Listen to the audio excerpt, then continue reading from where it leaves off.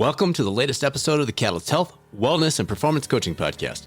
I'm your host, Dr. Bradford Cooper of the Catalyst Coaching Institute, and we all talk about the value of physical activity, but does it really matter? Can't we just eat well, cross our fingers, and assume we're good to go? Today's guest, Dr. Trine Moholdt out of Norway, has the answer to that question and much more. She's a research scientist, physiotherapist, and exercise physiologist who specializes in this very area. And I have a feeling you're going to be intrigued by the insights she provides.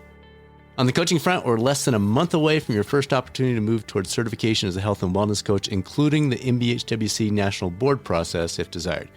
It's coming up January 23rd and 24th. It's entirely virtual, and this one does appear to be filling early. So if you're seeing this as a priority, don't wait too long to register. All the details at catalystcoachinginstitute.com, or feel free to reach out to us anytime. Results at catalystcoachinginstitute.com. We can chat about it. For everyone else, please check out the YouTube coaching channel. It's youtube.com/coaching channel, as we now have over 100 videos there to enhance your health, wellness, and performance, and your coaching, and it's available free to everyone. Now, let's lean in on what we really know about physical activity with Dr. Trine Moholdt on the latest episode of the Catalyst Health, Wellness, and Performance Coaching Podcast. Dr. Trine Moholdt, welcome to the Catalyst Health, Wellness, Performance Podcast. Really appreciate having you here. Thank you. It's nice to be here. From across the world. This is kind of fun. Let's start with the research you just had published this month. Over 23,000 people. You found individuals who remain or, and this is the fun part, or become physically inactive had a substantially greater risk of all-cause and cardiovascular disease than people that are active. Without us running down the research detail rabbit holes that you and I could talk about for hours, can you give our listeners a high-level overview of the study and some of the findings that came out of that? Yeah, so it's a bit complicated to explain exactly what we did, but what we found in very broad terms were that individuals who were physically inactive over 11 to 22 years had about 60% increased risk of dying from all causes and even higher risk of dying from cardiovascular disease. But the good news was that you could decrease your risk by becoming physically active at a later stage in life. And that's why we chose the title of the article, which is "It's Never Too Late to Stop." Yeah, which is super encouraging for people hearing this, because you got people all over the place. What drew you into this focus of research initially on a personal level? Is this just always the life you've lived? You've just been curious about it? What took you to this point in the journey? Well, I've always been, or for as long as I remember, interested in physical activity, exercise, and health benefits. And the reason we chose to do this study is that we have this rather unique population-based health study here in Norway, where they have followed the participants every decade for some decades now. So we were able to look at changes and patterns of physical activity, because most of the previous research on this have used only one baseline recording of physical activity and then followed the participants. But we both know that physical activity it's a behavior that tends to change over the course of life. Right. Yes. Right. That's so interesting. A little rabbit trail there. Why does it change? Obviously, schedules are part of that. You move into a different phase of life with maybe raising kids or a new job or traveling or whatever. But did you pick up on any side patterns there of what causes people that maybe in their 20s or their teens, they're very active, they're involved with sports, and then they get off that trail in their 30s or 40s or whenever it might be? Yeah, I think there's many steps in life where physical activity typically goes down a bit. The first one being when the kids stop playing. So their interactions with other people up until they're, 14, maybe 13, 12, is playing. Yeah. But then they start to do other stuff, and then their physical activity goes down. And as you say, you get kids, often some become inactive in that part of life. And at least what we see here, that is that a lot of people actually increase their physical activity when they retire. Interesting. Yeah. Very interesting. So I think it's all, if you're not very, very interested in kind of one of we are a certain type of people who always do it, but for other people, it's something that is a bit more on and off. And every change in your life will make it easy to fall out of the habit, I guess.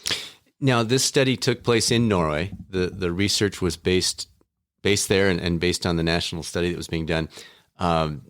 Can we extrapolate this to the U.S. or Australia or the U.K. or Germany? Or what are your thoughts on the extrapolation piece?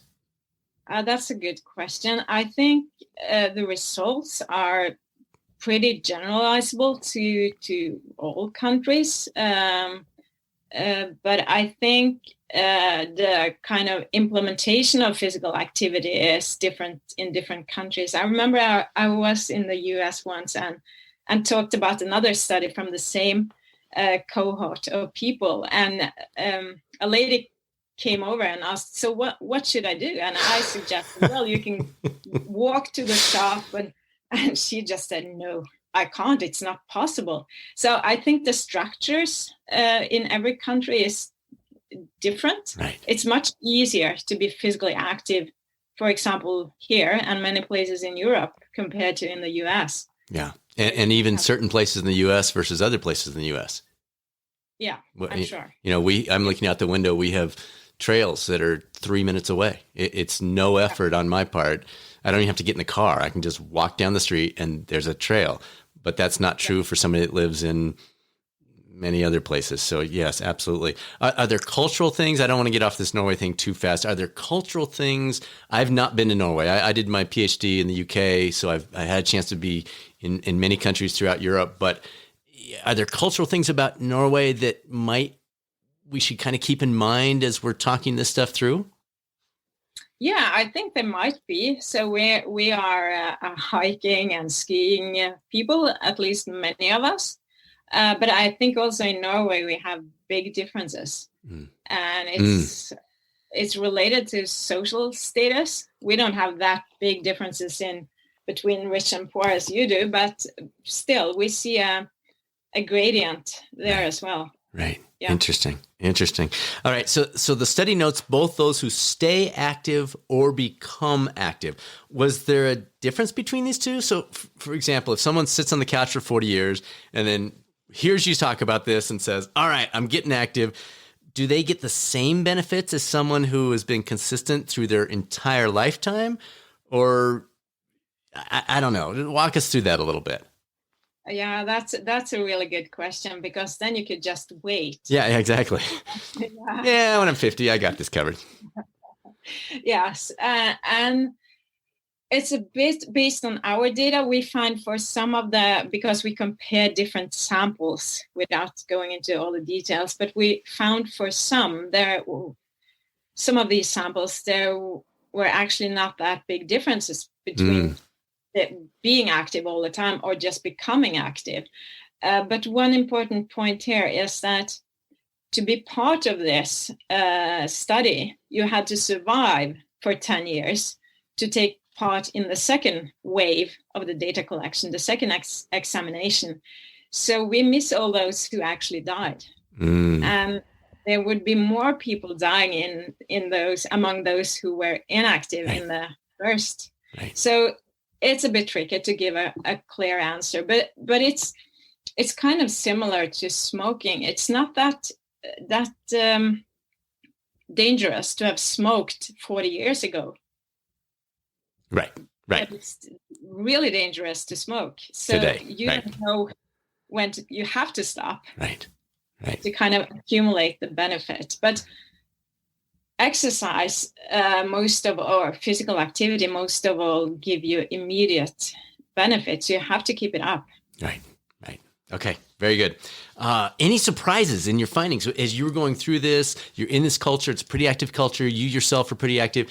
Did you come out of this saying, "Oh, didn't think I'd find that"?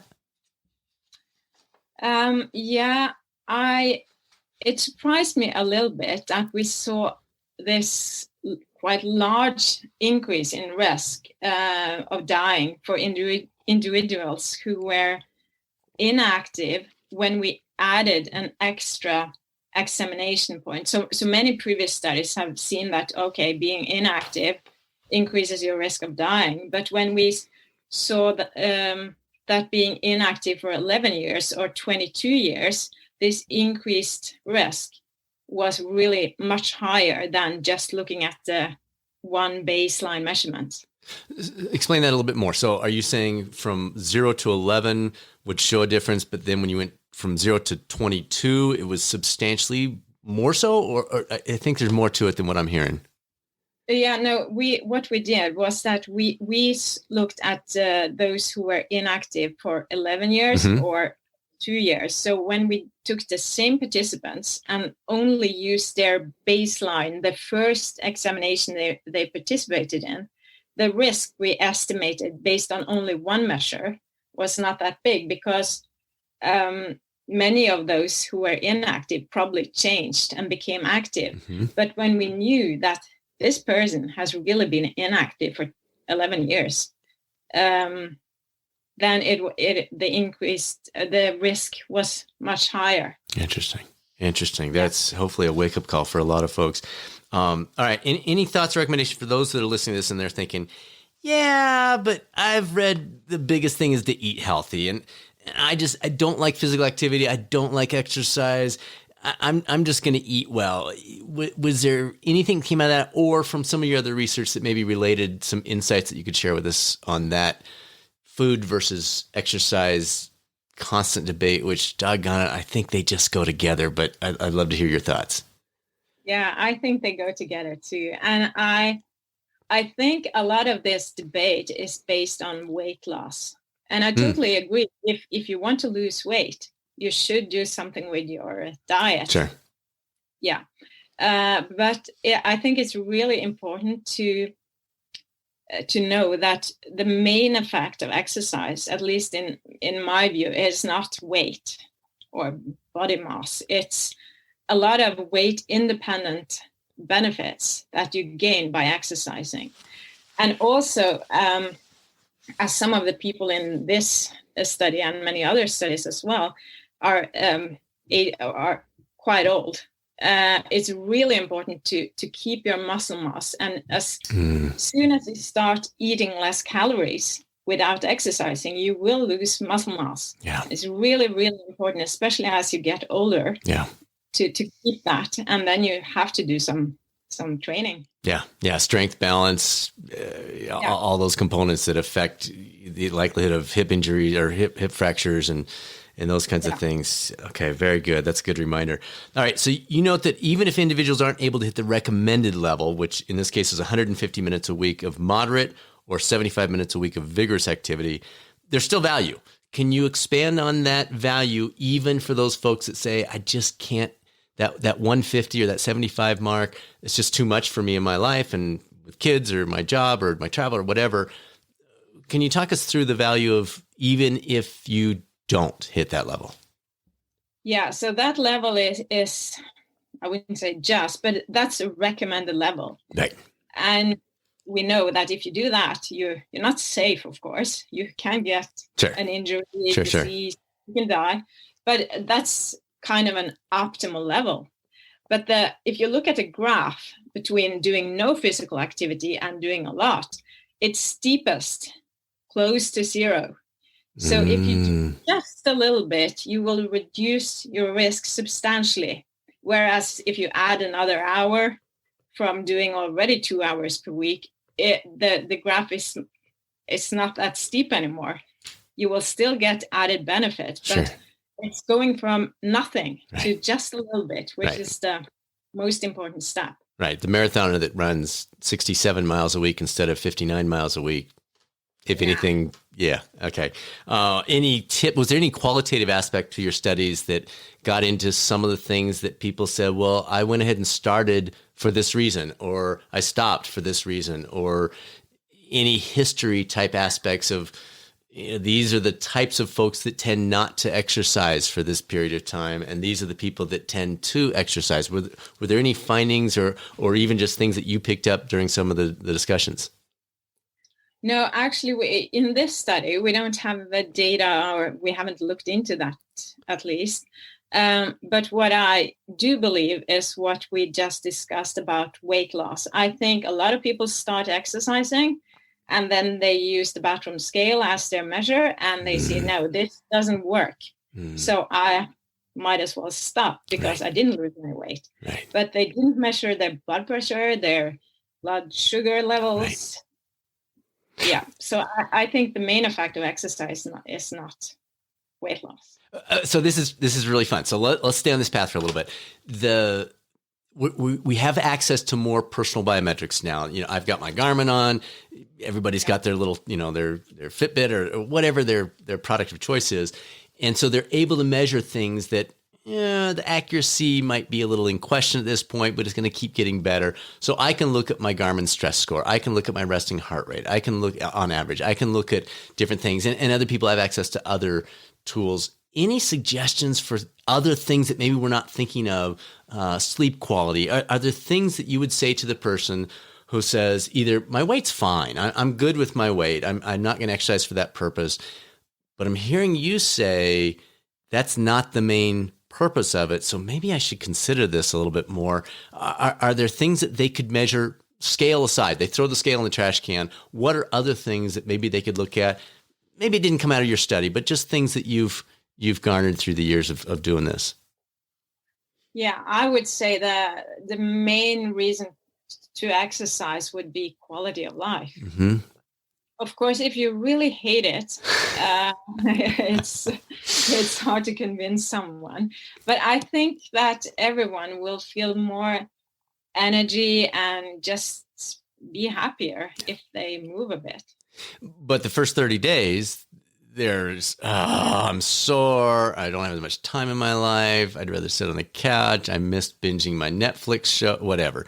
Any tips for that person? And again, this can be more on a personal level than from the research itself, but any suggestions from your level of expertise of things they could look at? And I'm almost hearing you say, well, just in your journal or just on a daily basis, just jot a number down of what was my quality of life today, and see if that changes as you go through your first 30 days, your first 60 days. Anything along those lines that you think might be helpful? I think that's the problem, or the challenge is that it's hard to measure. It's very easy to step on a scale or measure your blood pressure. But I think it's really hard to measure. So maybe even write a diary. I mean, you should be able to have enough energy to play with your kids or grandkids, or walk your dog, or whatever it is. Things that you really want to do, but don't feel that you have enough energy to do. So almost like an energy levels. You're just taking a subjective. Today my energy was a 6. Today it was a 7. Yesterday it was a 3. Those kinds of things, or even sleep quality. I think there's a lot of, we're seeing more and more studies about physical activity leads to, it's a cyclical thing. Physical activity leads to improved sleep, which then leads to improved physical activity and more likelihood to do it, those kinds of things. So it's almost, you're encouraging people to pick some things out in addition to the scale, jot them down. Maybe it takes you a minute a day to jot those things down, but you're just jotting down, what was my life quality? What was my energy level? What was my sleep schedule, sleep quality, those kinds of things. Am I hearing you right on that? Yeah. How do you feel? Yeah. Okay. Yeah. I like that. That's good. Okay, let's make it personal a little bit here. As someone who spends almost every waking hour studying physical activity, do you ever find yourself struggling with this personally, where you're just like, you know what? I know I should be doing this. I know all the research. I'm supposed to be the example for this. Because we have a lot of our listeners, they're health and wellness coaches, they're fitness trainers, they're just active people, they're triathletes, they're marathoners, and they're just like, you know what? Sometimes I'm just sick of it. I don't want to be that person for a few days. What's that like for you? I mean, you're this poster child, if you will, for physical activity. sometimes you just feel like, I don't want to be the poster child this week. I just want to eat my ding dongs and binge on Netflix or something. Yeah, and sometimes I do that. Just sit on the couch and eat a lot. See, folks, that's good to hear. You wanted to hear that, didn't you? But that's very few days. So I think for me, because I have a quite busy life with 3 kids and a full-time job and a husband who is a medical doctor at the hospital, so it's busy. So for me, I think it's about planning well. So I try to think in advance. What kind of exercise will I do today? And tomorrow and the day after. So I have an overall plan, but I'm not competing. So it's not a catastrophe if I don't exercise one day, but I try to every day. And then I try and combine. So you mentioned Netflix. So I have a spin bike at home with a big TV in front of it. So it's possible to watch a show while cycling. Yeah. I have also done now in the last few months, I've done meetings on the bike, Zoom meetings. Nice. Especially if it's meetings where I don't say that much. Right. I can just sit there pedaling, listening to the others. I love that. Are you on a bike now? I can't quite see. No. But I will be in an hour or so. That's right. Yeah, so that's possible. And also with the kids. So when they were small, I could go out for a run with one of them biking with me. Uh-huh. So you can spend time with the kids. Absolutely. While exercising. So now I do, my oldest daughter and I, we go to the gym together. Nice. Push each other. Yeah. How old are your kids now? 16, 16, 13, and 10. Okay. Very good. Very good. So, and I like what you're saying there about you're engaging them in this. This is quality time with them, but it's also quality time for them. It's not just because it's with mom. It's you're developing this habit. They're seeing you model it. You know, they always talk about kids pick up more by what they see than what they hear. So you're incorporating that in as well. But you also told us about your life a little bit. You've got an incredibly busy family, incredibly busy husband, incredibly busy career, and 3 kids that, oh my gosh, in the last 7 years, our kids are older. They're 26, 24, and 21. But so we're kind of through that now, but you're in the heart of it. Yeah. You've got a lot of people listening. They're just like, that's their excuse. I just can't. It's too busy with our kids. What would you say to that person? Well, I think you can do it if you consider that you have 24 hours. Of course, you need to sleep some hours and work some hours, but you can still fit it in somehow. And it doesn't need to be an hour. Right. Oh, that's a great tip. You only have 20 minutes. You can do something. You can do a lot in 20 minutes. Right. Yeah. Right. Hit that quality big time. And have you always been that way? Has physical exercise always been, or physical activity always been a thing for you, or? Yeah. Yes, I think so. I can't remember when it wasn't. No. Well, what are you looking at next? What's next on the research front in this area that we can be looking forward to? What are some of the unanswered questions from this study or other ones that you're working on that you say, we're really curious about X, Y, Z, or, I'm kind of tuning into what this researcher is doing over here in this country with this related topic. Anything like that we should keep our head tuned into? Yeah. So this part of my work is actually almost like a hobby. Okay. The observational study that this was. So I'm mostly doing randomized controlled trials. Okay. And my main focus now is reproductive age women. Okay. How we can improve their health, and then through that improve the health of their kids. Very interesting. And are these just in the acceptance phase now, or have you started some of these? Oh, no, we just started a new study called Before the Beginning, where we are recruiting women who have a risk for gestational diabetes. Okay. And we are trying to help them train and eat better before getting pregnant. Wow. So it will take a few years Yeah. until we see the results. But that's really interesting. That is really interesting. And how will you be measuring? Will it be biometrics of the babies? What is success in this, that it actually had an impact?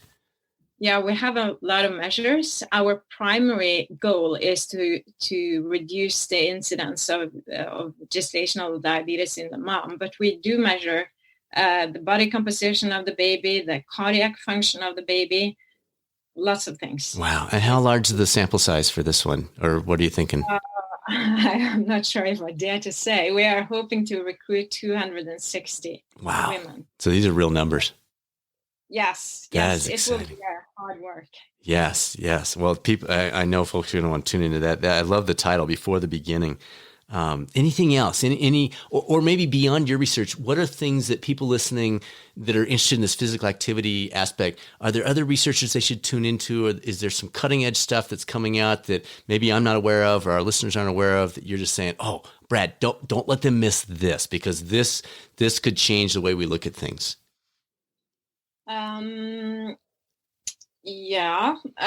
Well, what we have going as well right now is a study where we are determining the isolated and combined effect of high intensity interval training and time restricted eating.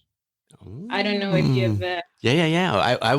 We had Dr. Mark Mattson from Johns Hopkins on a few months ago. So he's one of the top, you know him, top researchers on intermittent fasting, and super fascinating. In fact, our most popular podcast of all time. So it's funny you mentioned that. So you're looking at, you're going to look at intermittent fasting or some form of intermittent fasting combined with HIIT training, and then separate as well. Interesting. So let's run down the HIIT path a little bit here. I was just reading this weekend about, there's a lot of, I don't know what you call it, kind of the definition of HIIT is dropping off. It used to mean 90% plus, then it was 85% plus, then it was 80% plus, and now people are defining HIIT training as kind of like we used to just define training. Are you seeing that? And if so, how are you addressing that in your research study? Well, we are pretty strict. So we tend to push people up to 90% of heart rate maximum or more. But we have done in several studies this very traditional Norwegian model with 4 times 4 minute work bouts. But I do agree, if you're going to train hard, you have to train hard. Right. And then you can do other sessions where you don't train hard, but don't call it HIIT. Right. Yeah, that's something else. Yeah. So yes. Yeah, it seems to be there's a drift happening with HIIT. I don't know if it's to bring more people in that are just like, oh, I don't want to do it that hard. Oh, well, we'll still call it HIIT. Just do your thing and take a little bit less intensity involved. So how are you going to combine those? Is it going to be IF first, and then, by the way, a quick definition for folks, HIIT is the high intensity interval training, and it's gained a lot of popularity. What would you say, the last 5-7 years, it's really started to come? 10 maybe. Yeah. Okay. And then IF is intermittent fasting. It many forms of that, but typically the most popular is a 16-8 schedule, where you're eating during an 8-hour window, you're fasting during the 16-hour window. There are also 12-12 models. There are weekend, not very minimal calories, but I think that's the most typical. So just in terms of definitions for everybody listening. Now, with those two, what's your approach that you're looking at? Are you looking at starting IF, and then once they get that established, you're going to add HIIT? Are you adding IF to the HIIT? What are you thinking of there? Because this is fast. I think this research, we're going to have you back on when you get this one done, because this is really, really interesting for folks. So talk us through what you're thinking with this. Yeah, it's a really cool study. We actually have 4 groups. So we have one group doing HIIT only. Okay. One group doing time restricted eating. So they eat for 10 hours max. and then fast until the next 10 hours the day after. Okay. And then we have this combined group who does both at the same time. And then we have a control group just continuing living as they did before. And I'm sorry, go ahead. To finish this study now before Christmas. Oh, you are? Wow. Yes. Very cool. And then as you and I were joking about, because we just had our study published after 2.5 years. It was in the online one, but you finally hit the written one 2 years after the study. But so we'll actually see this study in like 2024. No, I'm just kidding. So okay, let's come back on this a little bit. Are they volunteering for this, or are they assigned to this? Do I come in and say, I'd like to do the IF HIT? Or do I come in and say, I'd like to participate, and you say, sorry, you're in the control group? They randomly allocate. Okay. Yes. Okay. Yeah, they are. So I always ask them, which group do you want to be in? And everyone, I think, has said, at least I want to do the HIT. Yeah, okay. I thought they'd lean towards the combined one. Interesting. Yeah, most of them do. But some say, well, it depends which part of me you're asking.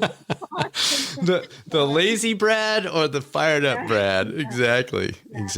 Interesting. And all the participants are women. Okay, perfect. Yeah. That's beautiful. Most of the research in exercise physiology, and it's in men. Yeah, and it's too bad. That's really come to the forefront recently. I was part of a panel at a conference in Germany last summer, and it actually became the joke because one of the panels was about exercise, and it was 5 men up there, and everybody's kind of looking at it going, is this the men's panel or is this the panel? Like, what's going on here, folks? So that's good to hear. That's really good to hear. And then what are you looking at with that group? Are you, again, is it weight loss? Is it resting heart rate? Is it quality of life? Is it sleep pattern? What kinds of things are we looking at there? A lot of things. Our main outcome measure is their glycemic control. Oh. So we're doing an oral glucose tolerance test at the beginning and after 8 weeks. Okay. Now, these folks, they don't have to be pre-diabetic or anything. This is just across the population. Well, they have to have a BMI of 27 or more. Okay. But not 29 or 30, 27. No. Yeah. Okay. Very good. Yeah. All right. Interesting. All right. Very cool. I'm glad you mentioned that. All right. I think last question, unless there's something I've missed here, I'd love to get your wisdom for the world, if you will. We kind of talking about Twitter, you get 140 characters, it's 2 to 3 sentences. If you had a chance to tweet out the message, and it doesn't have to be related to physical activity. This can be life stuff. This can be something you learned in the last year, wherever you like to go with this. Advice you give your kids all the time. What would be your message? Wow. No pressure. No pressure. Well, it has to be I think a really important message about exercise, because it's a lot of debate, which is best. Is it HIIT? Is it moderate? Is it strength training? I think the best exercise is the one you do and keep on doing. Yeah. That's huge. And have you had any interactions? Maybe this is more personally than in your research, but why don't we get that? Like, why are we searching for the answer instead of our answer? Yeah, I don't know why. It's consistent. Like, we see that all the time. Yeah. Huh. And I think it's the same with diet. There is no the best diet. Agreed. Yeah. Agreed. Yeah. Very good. Yeah. Well, best way to follow you. How can people especially now that you've mentioned this study you're working on, they're going to be like, oh wait, how do I follow this lady? So how do they keep track of what you're doing? Obviously you and I'll stay in touch, but what's the best route? I think it's maybe Twitter. I don't have that many followers on Twitter. So well, let's make that change, everybody. New ones. So what is the Twitter handle? It's just my name without any signs. Trine Moholdt. All right. So it's TrineMoholdt. Perfect. Correct. All right, everybody. Let's get following this lady, because you want to hear how this study goes. And what types of things do you tend to tweet out? Does it tend to be related to your research, different findings? What is your focus that they're looking at? Yeah. Beautiful. Cat photos. No cat oh, I'm sorry, everybody. I'll make up for it. We know we have a new puppy, so we'll keep posting the puppy pictures. All right. Well, Dr. Moholdt, thank you so much. This was so fun. And it's just so crazy. We interviewed a professor out in Australia last week, and now you're in Norway. It's just amazing how much the world has shrunk. And thank you for taking the time and working out all the time zones with me. And it was a pleasure. Let's stay in touch. Yes, it was nice. Thank you. Take care. You too. Bye. Such valuable insights. Thanks again to Dr. Trine Moholdt for bringing the research down to the practical, evidence-based practices that can make such a difference.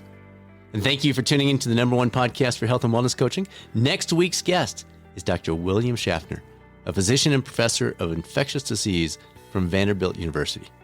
We get into the myths and misconceptions around the flu vaccine and even touch on whether or not the COVID-19 vaccine is likely to have to deal with various strains just like the flu demonstrates, and what that means for all of us. If you're a health and wellness coach or thinking about heading that way in your career, we'd love to have you join us over at the Health and Wellness Coaching Forum group that's available on Facebook, totally free. Just search for it or drop us a note, results@catalystcoachinginstitute.com. We can send you over the link. Just an opportunity for us to network, share ideas, do some brainstorming, that kind of stuff. Now it's time to be a catalyst on this journey of life. The chance to make a positive difference in the world while simultaneously improving our own lives, which is the essence of being a catalyst. This is Dr. Bradford Cooper of the Catalyst Coaching Institute. Make it a great rest of your week, and I'll speak with you soon on the next episode of the Catalyst Health, Wellness, and Performance Coaching Podcast, or maybe over on the YouTube coaching channel.